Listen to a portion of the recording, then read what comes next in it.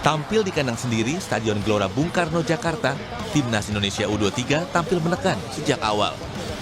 Namun, peluang demi peluang Jens Raven dan kawan-kawan masih belum berbuah gol. Garuda Muda yang mengambil inisiatif serangan justru dikejutkan dengan gol Vietnam yang terjadi di menit ke-36. Nguyen Chong Phuong menyambar bola muntah di kotak penalti dalam situasi sepak pojok. Timnas Garuda Muda tidak mampu menyamakan skor hingga peluit panjang. Skor 1-0 untuk Vietnam U23 bertahan hingga pertandingan berakhir, sekaligus membawa Vietnam meraih gelar Piala AFF U23 untuk ketiga kalinya secara beruntun.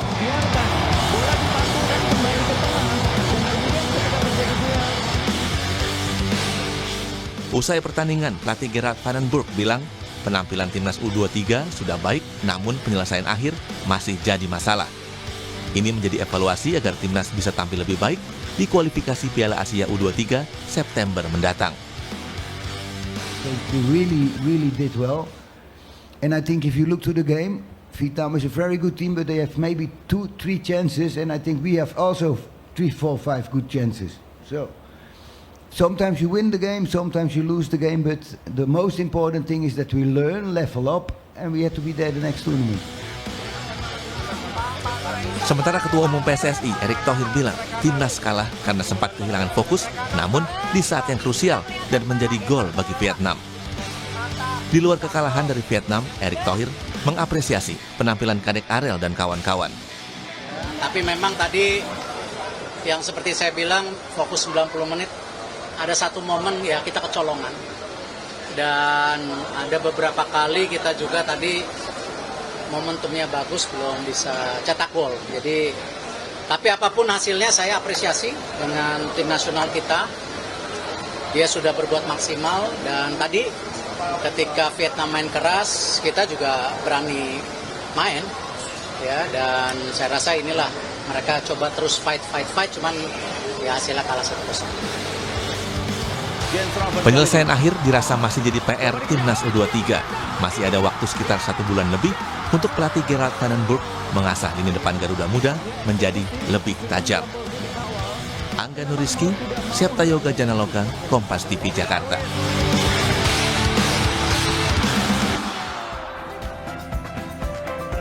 Garuda Muda gagal di final Piala AFF U23. Pelatih Timnas U23, Van den Burg, bilang bahwa anak asuhnya sudah maksimal di final lawan Vietnam.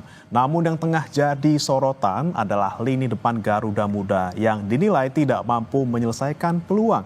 Kemudian apa evaluasi dari kekalahan Timnas U23 semalam? Kita bahas bersama dengan sejumlah narasumber. Di studio sudah hadir Ketua Umum Paguyuban Supporter Timnas Indonesia, Ignatius Indro. Selamat pagi, Mas Indro. Pagi.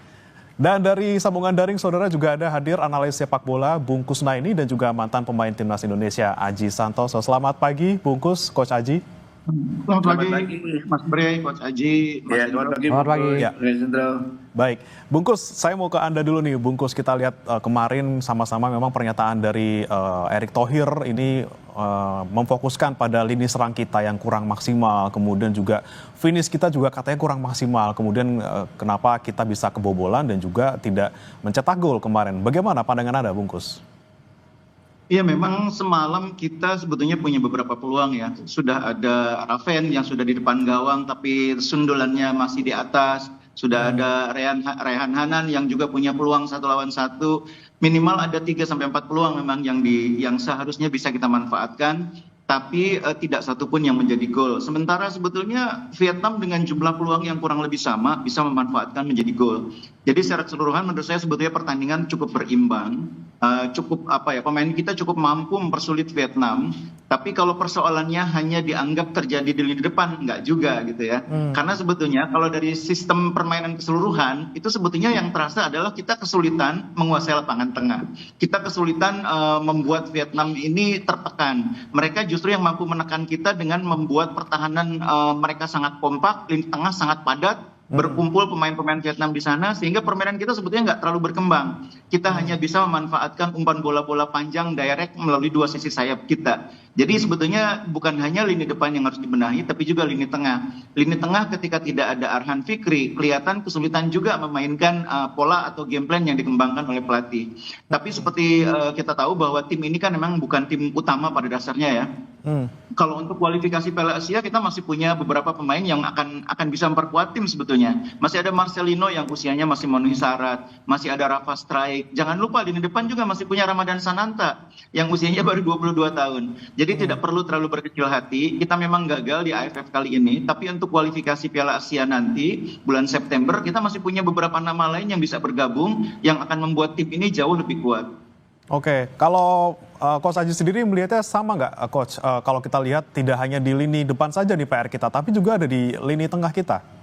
Iya, saya menambahi apa yang disampaikan oleh Bu Kusna ini tadi sangat benar. Kita memang dalam pertandingan tadi malam ada 3 peluang ya. Raven di menit ke-5, Ryan dan 28, dan Ryan juga di menit di 29 dia mendapatkan peluang. Tetapi sayang 3 peluang itu tidak bisa menjadikan gol. Yang berikutnya menurut saya kalau Pak Erik tadi menyampaikan di lini depan yang menjadi PR, terus Bung Kusna ini di lini tengah itu juga memang terlihat, tetapi menurut saya akan lebih lengkap lagi juga di lini belakang gitu loh. Kenapa? Karena gol terjadi itu adalah salah satu kesalahan pemain kita. Kita lihat nanti di video bahwa ketika terjadi defending corner kick, bola itu belum keluar dari area kotak penalti, ada beberapa pemain kita yang sudah mau lari ke depan gitu loh. Seharusnya tidak boleh. Itu kalau terjadi defending corner kick, bagaimana bola clear benar-benar jauh dari gawang baru naik gitu. Itu saya lihat kalau nggak salah Ferry Mirza itu nomor 11, ketika terjadi duel dia dekat posisinya tapi dia mau lari ke depan. Akhirnya ada space kosong yang bisa dimanfaatkan oleh pemain belakang lawan dan akhirnya terjadi gol. Seperti itu, Bung.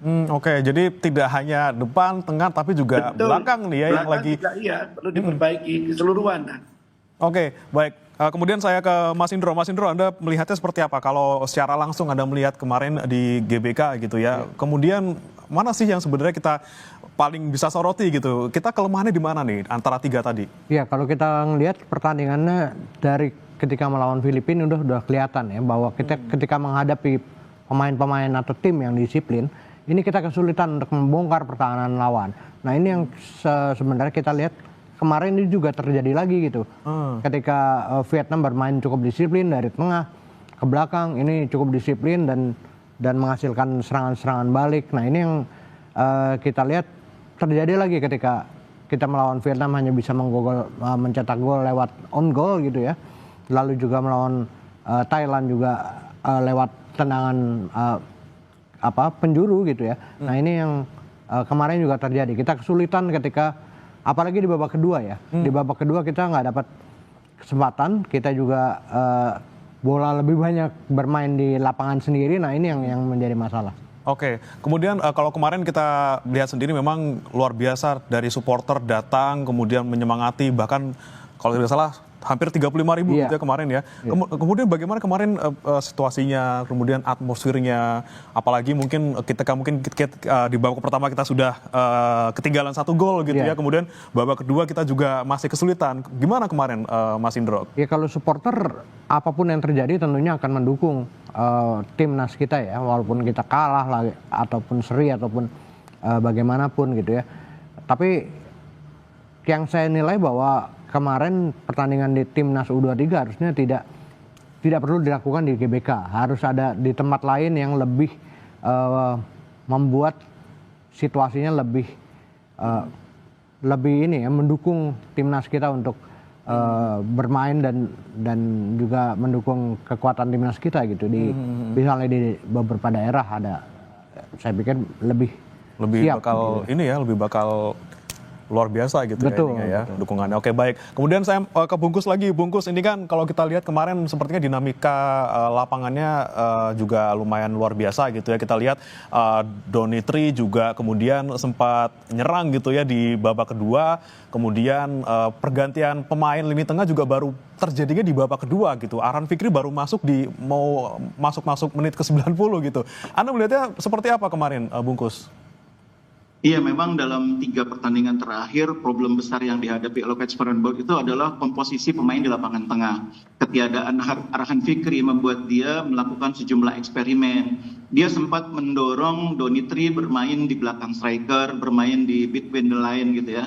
Tapi kemudian di pertandingan kemarin dia bereksperimen lagi menjadikan Donitri sebagai pemain jangkar, main di posisi nomor 6. Itu semua terjadi karena memang disadari bahwa lapangan tengah itu tidak optimal performanya, tidak seperti yang diharapkan. Dan coach Van den Broek saya pikir menyadari bahwa kedalaman skuad itu memang tidak maksimal di event kali ini ya. Di lapangan tengah ini ada beberapa pemain yang posisinya sulit digantikan oleh yang lain. Misalnya posisi Raven itu ketika digantikan yang lain masih sulit gitu ya. Nah begitu juga dengan posisinya Arhan Fikri. Ketika Arhan nggak main, pemain lain dicoba beberapa orang itu kesulitan. Hanan dicoba, Donitri dicoba, Dion dicoba, semua kesulitan. Nah ini saya pikir hal-hal yang menjadi PR dari event kali ini. Dan saya bisa mengerti karena mungkin Coach Van den Broek juga belum tahu semua pemain ya, kemampuan semua pemain. Ini baru event pertama dia dan itu membuat dia mungkin tidak cukup memahami kemampuan semua pemain secara utuh. Nah, kalau ada hal yang patut disesalkan gitu ya, ini soal yang sebetulnya tidak mempengaruhi hasil akhir. Di pertandingan terakhir, 15 menit terakhir ketika kita sudah dalam keadaan tertinggal, itu sebetulnya penonton berharap pemain kita lebih berani mengangkat bola ke kotak penalti, lebih berani memperbanyak umpan ke dalam kotak penalti.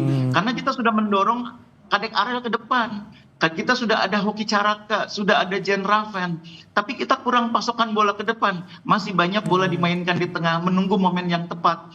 Kalau di menit ke 40-an, menit ke 50 mungkin nggak apa-apa nunggu momen yang tepat. Tapi kalau udah 10 menit terakhir itu harusnya ada keberanian untuk lebih banyak mengangkat bola ke dalam kotak penalti. Ya itu saya pikir mungkin hal yang disesalkan oleh sebagian penonton yang pada dasarnya spekulatif juga memang, belum tentu juga bisa menghasilkan. Tapi setidaknya harus ada keberanian mencoba. Nah itu yang kemarin tidak terlihat. Pemain kita terlalu takut untuk mengangkat bola, terlalu takut salah. Dan dalam sepak bola kadang-kadang keberanian berspekulasi adalah salah satu kunci untuk mengubah situasi. Kadang-kadang ya, tidak selalu. Tapi keberanian itu diperlukan untuk menghadapi situasi kritis. 10 menit terakhir, 5 menit terakhir. Harus ada keberanian berspekulasi. Angkat bola ke kotak penalti. Kita sudah ada Kadek Arel, sudah ada Raven, sudah ada Hoki. Saya pikir mungkin itu salah satu yang bisa dicatat sebagai sesuatu yang mungkin sedikit perlu disesali, tapi memang tidak bisa mengubah hasil akhir saat sekarang ini. Tapi kita kurang berani atau sebenarnya kita kekunci sebenarnya, Bungkus? Kalau kemarin kita lihat lini tengah kita memang kunci banget sama Vietnam gitu ya?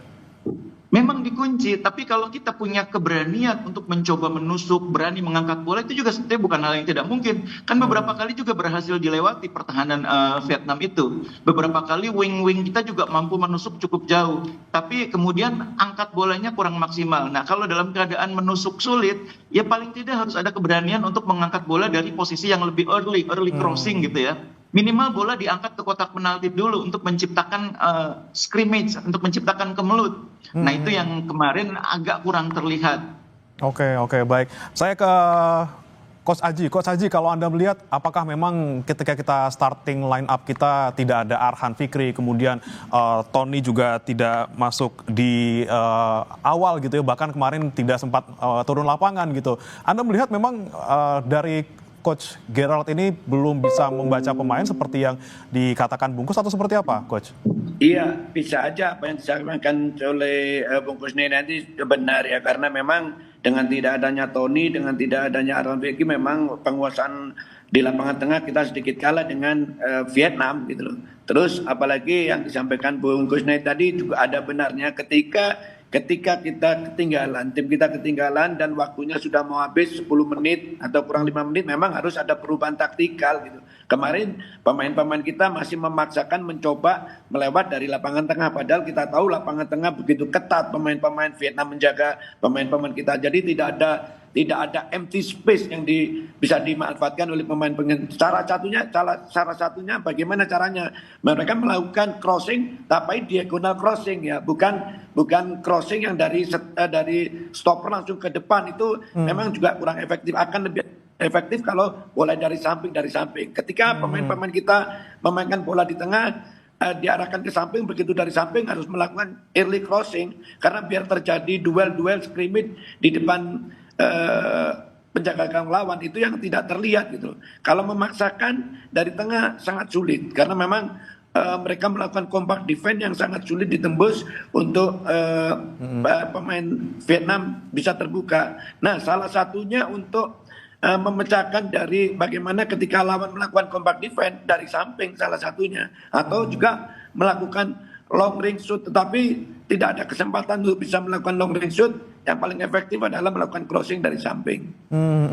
Oke, kalau Mas Indro sendiri melihatnya seperti apa Mas kemarin? Kita sebenarnya memang tertekan di lini tengah kita atau kitanya kurang berani sebenarnya, seperti kata Bungkus gitu? Iya, sebenarnya kata Bungkus bahwa pemain kita juga kurang berani ya untuk melakukan penetrasi ke dalam. Ini yang kalau misalnya kita udah tertinggal dan sisa waktu udah tinggal sedikit, harusnya lebih berani lagi. Tapi kemarin kita tidak melihat bahwa ada keberanian lebih banyak bermain di lapangan sendiri. Nah ini yang kita sesalkan. Kenapa supporter sendiri juga kesel ya melihatnya. Kenapa bolanya ke belakang terus gitu. Itu kemarin perasa tuh kemarin dia, iya. Harusnya ini gitu. Iya, kita berharap bahwa ada penetrasi yang lebih berani ke depan. Oke, baik. Bungkus, ini saya mau menyoroti juga. Kemarin kita kan ball possession-nya lebih tinggi gitu ya daripada Vietnam. Kemudian pas kita juga luar biasa gitu ya. Ini sebenarnya kita emang pengen mainnya lebih ke menguasai bola, tapi tadi lagi-lagi eksekusi ketika sudah ada peluangnya kurang atau seperti apa sih Bungkus? Iya, dasar sepak modern itu kan sebetulnya memang penguasaan bola ya. Saya pikir sejak Barcelona mendominasi sepak bola dunia dengan permainan tiki taka, itu semua tim saya pikir memahami bahwa dasar penguasaan bola itu sangat penting untuk membuat mereka bisa menciptakan kreativitas, mengontrol permainan lawan, dan itu yang berkembang di sepak bola Indonesia juga. Tidak hanya di kelompok U23 ini, tim-tim senior kan juga rata-rata mengutamakan possession ya, bagaimana menguasai bola selama mungkin, menciptakan peluang sebanyak mungkin. Nah, cuma memang dalam situasi tertentu, possession itu harus diimbangi dengan keberanian untuk melakukan eksperimen, melakukan kombinasi, bahkan spekulasi. Jadi eksperimen, kombinasi, spekulasi itu juga elemen-elemen yang disediakan oleh permainan, tidak hanya possession. Kalau possession nggak jalan, Anda bisa memilih yang lain, kombinasi, eksperimen, dan kalau perlu spekulasi yang saya bilang tadi. Bola angkat terus ke kotak penalti. Ini dalam sejarah sepak bola modern banyak tim yang dalam keadaan tertinggal begitu, angkat terus bola kotak penalti, dan dari katakanlah 10 kali angkat bola mungkin satu akan menjadi peluang gitu ya. Jadi dalam sepak bola hal-hal seperti itu dimungkinkan. Cuma memang possession itu adalah kunci awal yang biasanya menjadi dasar permainan kita. Nah, Coach Van den Broek ini kan mewarisi sepak bola Belanda yang juga kuat dalam possession. Tapi sebetulnya selain possession, sepak bola Belanda itu kuat juga dalam permainan wing. Wing wondersnya Belanda itu kan luar biasa sepanjang sejarah. Nah, kemarin kita wing kita agak kesulitan itu masuk ke area pertahanan lawan. Nah, kalau kesulitan maka harus dipilih eksperimen yang berikutnya, kombinasi, dan kadang-kadang perlu spekulasi. Jadi banyak hal yang saya pikir bisa dicatat, bisa dipelajari dari permainan kemarin, dan saya tidak terlalu kecil hati dengan kekalahan kemarin karena secara permainan kita tidak kalah, hanya kita belum cukup maksimal memanfaatkan potensi pemain. Oke, kemudian saya mau ke Coach Aji. Coach Aji, kalau Anda lihat tadi, benarkah kita memang kurang eksperimen gitu ya dalam eksekusi, kemudian peran dari tim sayap kita, seperti apa kalau Anda melihat Coach kalau kemarin? Iya, tadi yang disampaikan sama Bung Kusna ini cukup betul. Artinya di dalam sepak bola itu possession itu boleh, tetapi jangan hanya possession just for possession, tapi possession for attacking gitu loh. Jadi kita possessionnya harus berani di pertahanan lawan, bukan possession di daerah kita sendiri. Kalau possession di daerah kita sendiri pasti tidak efektif. Ketika kita melakukan possession di daerah lawan, itu nunggu peluang. Ketika ada peluang bisa melakukan killer passing. Ketika ada peluang bisa melakukan one to touch combination gitu. Kemarin yang saya lihat, saya tidak pernah sekalipun ngelihat satu kombinasi 1-2 di sepertiga pertahanan lawan. Padahal itu juga merupakan salah satu kunci atau alat untuk bisa memecah dari pertahanan yang kompak, melakukan kombinasi. Kita lihat di sepak bola modern ketika terjadi compact defense lawan, mereka banyak sekali melakukan kombinasi-kombinasi. Nah, itulah yang paling penting itu. Untuk melakukan kombinasi, bagaimana pemain itu harus paham dulu untuk bisa melakukan kombinasi gitu. Jadi menurut saya betul apa yang disampaikan Bu Kusna ini, possessionnya harusnya di daerah lawan, menunggu peluang untuk killing passing atau untuk melakukan kombinasi atau melakukan shooting ketika ada scrimmage, dan itu space-nya tidak banyak. Space-nya pasti sempit sekali itu. Tapi harus dicoba seperti itu, Bung. Oke, baik. Saya coba ke Mas Indro lagi. Mas Indro, kita kan kemarin lihat di babak kedua mungkin kita sudah mulai panas karena ketinggalan di babak pertama gitu ya. Di babak kedua kita ada beberapa serangan yang dilakukan oleh pemain non lini serang gitu ya. Ada Kang Rudianto di menit 77. Tapi kemudian melambung jauh gitu ya. Terus kemudian di 78 ada Robi Darwis juga ngelenceng gitu bolanya. Kemudian Arhan Fikri pas tendangan bebas di 84 juga melambung gitu. Ini sebenarnya gimana nih? Apa memang kemampuan ataupun skill yang dimiliki oleh non lini serang ini juga perlu dijadikan evaluasi atau seperti apa? Ya itu harus ditingkatkan ya. Kalau skill untuk menembak langsung ke arah gawang ataupun memberi umpan-umpan ke arah gawang. Tapi percobaan-percobaan seperti itu harusnya lebih banyak dilakukan ketika kita memang sudah tertinggal gitu ya. Kita sudah tertinggal dan waktu juga sudah semakin sempit lagi gitu. Nah ini partai final harusnya lebih berani lagi melakukan penetrasi ke dalam, lebih umpan-umpan ke kotak penalti lawan. Nah ini harusnya dilakukan seperti yang dikatakan oleh Bungkus dan juga Coach Haji ya. Ini harus lebih banyak lagi dilakukan karena kita sendiri sebagai supporter di stadion gregetan gitu ya. Kenapa bolanya ke belakang terus gitu. Nah, ini.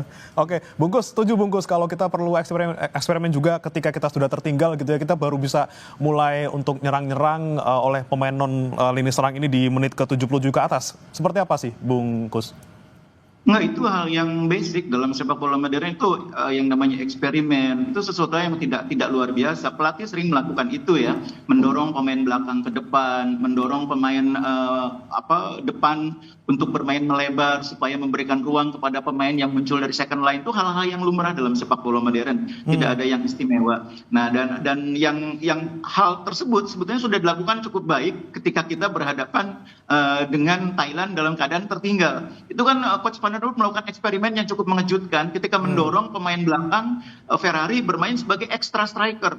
Memasukkan Brandon Seneman juga sebagai extra midfielder yang tujuannya untuk membuat lapangan kotak penalti lawan itu penuh oleh pemain-pemain kita yang punya postur tinggi untuk memanfaatkan bola atas. Itu eksperimen dan itu sangat bagus yang membuat situasi di lapangan berubah. Nah, eksperimen seperti itu dalam sepak bola hal yang dimungkinkan ketika situasi membutuhkan. Jadi kuncinya adalah timingnya harus tepat ketika melakukan hal-hal seperti itu. Nah, kemarin seperti yang kita bahas tadi, kita sudah tertinggal 0-1, tinggal 15 menit, tinggal 10 menit. Eksperimennya itu tidak seperti di pertandingan sebelumnya gitu ya. Memang ada upaya untuk mendorong kadek areal ke depan. Itu bagian dari upaya eksperimen juga. Tapi penonton kita semua berharap tentunya tidak sekedar mendorong kadek areal ke depan, tapi pasokan bola ke depannya juga harus lebih banyak supaya kehadiran kadek areal itu memberi manfaat, ikut dalam duel, ikut memanfaatkan kesempatan di depan gawang. Nah, kalau udah didorong kadek areal ke depan, sudah ada Jens Raven, sudah ada Hoki Caraka, bolanya nggak berani diangkat ke depan kan jadi kurang maksimal hasilnya. Sebetulnya ya itu aja sebetulnya, dan itu saya pikir hal-hal kecil yang sebetulnya mungkin ketika dibuat keputusannya oleh pelatih, dia mungkin melihat situasi juga ya. Mungkin dia khawatir juga kalau terlalu banyak memasukkan pemain yang karakternya seperti itu akan membuat keseimbangan tim. Ini kan pertimbangan pelatih juga harus dipahami ya. Coach Aji mungkin nanti bisa menambahkan. Pelatih pasti mempertimbangkan segala hal. Tapi kita sebagai penonton tentu berharap bahwa bukan sekedar mengubah susunan pemain, tapi juga cara main. Nah, kemarin itu cara main di 15 menit terakhir, 10 menit terakhir itu agak kurang memenuhi ekspektasi penonton. Baik, eksperimen sekali lagi yang kita tunggu-tunggu tapi ternyata baru di menit-menit akhir. Tapi bagaimana kemudian evaluasi kita tadi malam, kita bertemu Vietnam, kita kalah. Kemudian bagaimana kita nanti akan menghadapi kualifikasi Piala Asia U23. Kita akan bahas saudara usai jeda, tetap bersama kami di Sapa Indonesia Pagi. Anda kembali di Sapa Indonesia Pagi, saudara. Kita masih membahas terkait dengan bagaimana kemudian kemarin kita harus menelan kekalahan melawan Vietnam, dan saat ini bagaimana kita kemudian evaluasinya agar nanti di kualifikasi Piala Asia U23 lebih baik. Saya mau pertama ke Bungkus dulu. Bungkus, kira-kira nih Gerald harus ngapain? Karena kan ditunjuk lagi walaupun kita kalah di Piala AFF. Apa yang perlu disiapkan oleh Gerald Van den Berg? Ya, memang harus dilanjutkan ya. Coach Gerard baru satu event dan dia saya pikir cukup baik mencapai final. Harus diberi kepercayaan tambahan untuk melanjutkan pengelolaan tim ini. Tapi juga harus diberi program keleluasaan untuk membuat program yang lebih tepat. Kan kemarin menuju AFF ini kan tidak ada uji coba. Sekuat apapun timnya kan kalau nggak sempat diuji coba kan pelatih jadi tidak bisa mengevaluasi ya. Istilahnya melihat hasil latihan itu kan dalam pertandingan. Nah, kalau nggak ada uji coba, bagaimana melihat hasil latihan? Hasil latihannya dilihat justru dalam pertandingan yang sebenarnya. Itu yang sebenarnya kekurangan persiapan kemarin. Yang kedua, tentu harus ada materi pemain yang lebih lengkap ya. Kita masih punya stok pemain yang cukup banyak di luar tim yang ada sekarang, yang bisa membuat tim ini lebih kuat. Tadi saya sudah menyebut ada Sananta di depan, ada Rafa Strijk, jangan lupa masih ada Marcelino, di belakang juga masih ada beberapa nama yang bisa dipanggil lagi nanti. Nah, yang penting kita sekarang punya bahan untuk mengevaluasi kekurangan tim ini dan waktu untuk memperbaiki kekurangan itu. Kita tahu bahwa nanti akan ada Korea Selatan, ada Laos, ada Makau, itu lawan-lawan yang tidak mudah, terutama Korea Selatan. Nah, kalau kita persiapannya tidak baik, skuadnya tidak lebih lengkap dari sekarang, ya memang hasilnya nanti juga mungkin bisa tidak sesuai harapan. Karena itu kesempatan persiapan ini harus betul-betul dimanfaatkan bukan hanya untuk tes set tapi juga untuk uji coba yang tepat. Begitu juga pemain harus dicari yang bisa mengisi posisi-posisi yang kemarin tidak tergantikan. Pemain yang bisa menggantikan Arhan Kakak atau bahkan kualitasnya di atas Arhan Fikri maksud saya. Ada Marcelino salah satunya. Di depan kita mungkin butuh pemain yang lebih matang daripada Raven. Raven ini memang mencetak gol cukup banyak, tapi kan hanya lawan Brunei banyaknya. Dan jangan lupa Raven ini kan belum main di liga profesional, baru akan main musim ini. Jadi kita perlu striker yang lebih teruji. Kan kita punya beberapa nama, ada Sananta, ada Strijk dan sebagainya. Kira-kira seperti itu. Oke, Coach Haji punya pandangan yang sama. Coach, kita perlu uji coba dulu sebelum kita nanti kualifikasi Piala Asia dan turunkan nih striker-striker yang punya pengalaman sebelumnya gitu. Ya, tentunya melihat salah satu hasil dari latihan adalah memang perlu sekali uji coba, apalagi nanti di Piala Asia uji coba ketemu dengan Korea. Tentunya kita harus beruji coba dengan lawan-lawan yang setipe dengan Korea. Satu itu. Yang kedua, menurut saya kalau masalah teknis, menurut saya semua aspek dari pertahanan harus diperbaiki. Bagaimana pertahanan kita benar-benar fokus ketika terjadi corner kick, set piece, itu harus fokus benar-benar clear, baru menyerang. Yang berikutnya di lini tengah bagaimana kreator ini perlu diperkuat lagi, dipertajam lagi, tidak hanya mengandalkan 1-2 pemain aja, karena ketika ada pemain inti yang tidak main itu sedikit goyah, itu seharusnya tidak boleh terjadi. Nah, itu tentunya memerlukan pemain-pemain yang kualitasnya seimbang. Yang berikutnya untuk lini depan, apa yang disampaikan Bung Kusna ini, apa yang disampaikan oleh Pak Erick Thohir sangat tepat. Bagaimana kita mempertajam lini-lini serang kita, karena memang itu tadi kemarin ada peluang yang Raven yang harusnya terjadi gol ketika heading itu, tapi akurasi skillnya salah, nggak tepat gitu loh. Jadi memang semua aspek baik dari non teknis yang seperti uji coba, pemusatan latihan juga perlu lebih baik lagi. Masalah teknis yaitu dari semua aspek, dari pertahanan, dari lini tengah, dari lini depan, semua harus dievaluasi supaya bisa mendapatkan hasil maksimal. Apalagi kita masih punya beberapa pemain yang masih usianya masuk untuk dipanggil seperti Marcelino, Sananta. Tentunya ini menjadi kekuatan yang lebih untuk Piala Asia nanti. Seperti itu. Oke, baik. Kemudian saya ke Mas Indro. Mas Indro, tadi sempat Anda katakan juga di segmen sebelumnya bahwa memang kita tuh selalu PR-nya ketika menghadapi tim yang disiplin gitu ya. Selalu Vietnam, kemudian Thailand, dan juga Filipina. Kemudian ketika nanti kita di kualifikasi Piala Asia U23, gimana nih tantangannya ke depannya? Kita kan akan menghadapi lawan yang lebih bervariasi lagi, tidak hanya ASEAN seperti itu. Iya, kesempatan sebenarnya kalau Piala Asia ini kan masuk dalam agenda FIFA. Berarti kita bisa memanggil pemain-pemain yang memang dibutuhkan seperti Ramadan Sananta, lalu juga ada beberapa pemain lain gitu, Marcelino bisa kita mainkan. Nah, ini sebenarnya lebih menguntungkan dibanding dengan Piala AFF yang memang bukan agenda dari FIFA. Kita agak sulit untuk memanggil pemain-pemain tersebut gitu. Tapi ini kita masih punya waktu 1 bulan untuk mempersiapkan Piala Asia U23 ini. Bagaimana Coach Gerrard ini tentunya akan banyak melakukan perubahan-perubahan, lalu juga bagaimana meningkatkan pemain-pemain kita. Nah, ini yang harusnya Coach Gerrard bisa melakukan. Oke, baik. Kemudian kembali kita bagaimana kemudian nanti Gerrard ini harusnya menggembleng para pemain U23 ini. Bungkus, kira-kira yang harus kita fokuskan gembleng anak-anak ini apa lagi nih, Bung? Mungkin selain lini serang kita, tadi kata Coach Aji juga lini tengah kita juga perlu digembleng gitu ya dari segi teknik bermain. Seperti apa, Bungkus, kalau menurut Anda?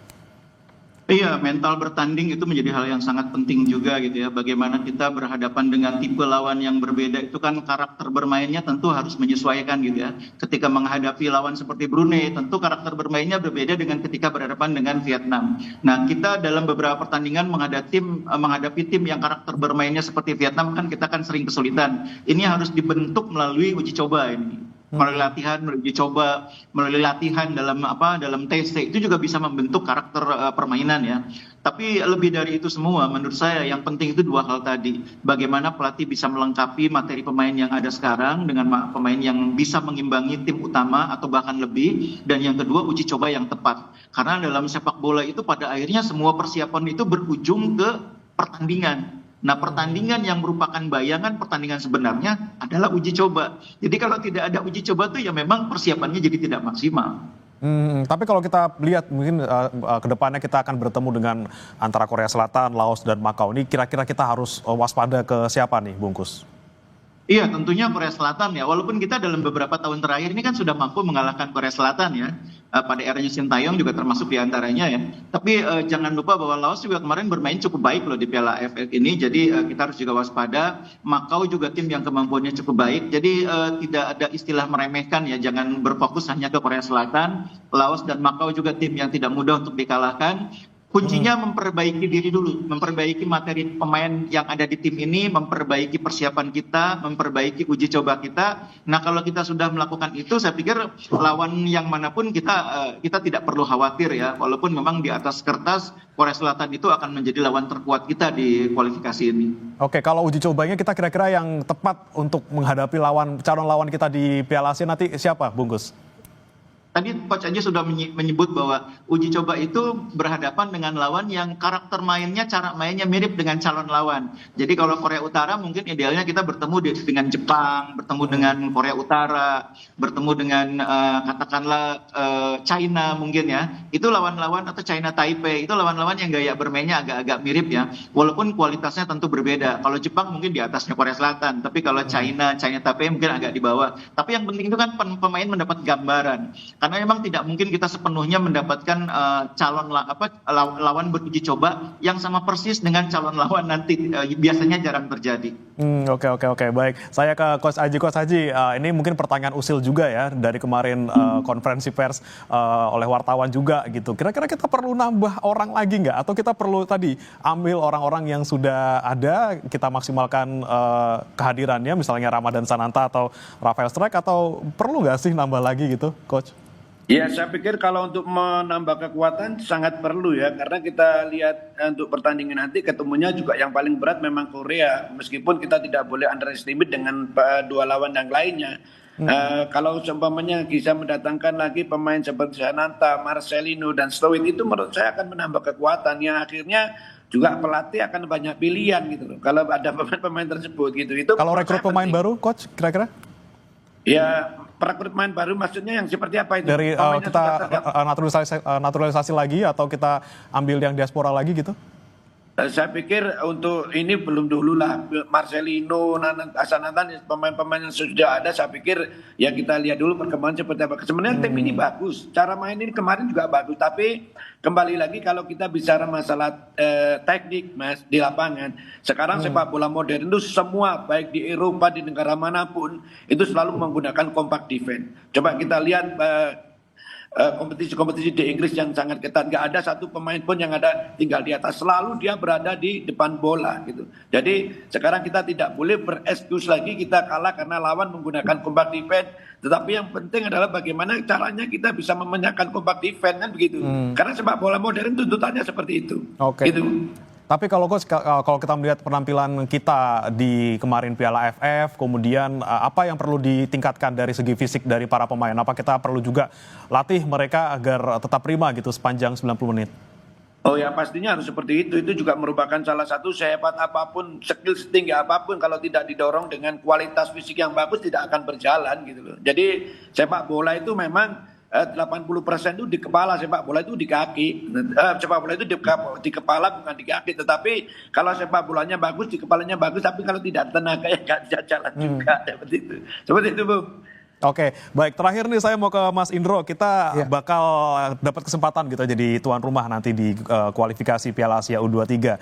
Persiapannya seperti apa nih, Mas? Ya, kalau supporter sendiri persiapannya lah seperti biasa ya, bahwa kita akan selalu mendukung dimanapun. Ketika kita menjadi tuan rumah, kita akan menghadiri supporter sebagai pemain ke-12. Oke. Yang pasti kita berharap bahwa ada peningkatan kreativitas dari pemain-pemain kita, gitu. Kita harapkan dengan pemain-pemain seperti Marcelino, Ramadan Senanta, lalu juga Rafael Struijk ini meningkatkan kreativitas para pemain sehingga kita tidak seperti kemarin ya, kita kayaknya gergetan gitu melihat kenapa bolanya ke belakang terus gitu, sementara kreativitas ke depan berkurang. Nah, ini yang kita harapkan. Tapi tidak hanya di final nih, Mas Indro, kita siap memenuhi dari awal tahapan? Iya, tentunya kita akan persiapan memenuhi. Kemarin kalau kita sepi di saat lawan Brunei, ini kan karena ini pertandingan AFF lalu U23 gitu ya, dan juga mungkin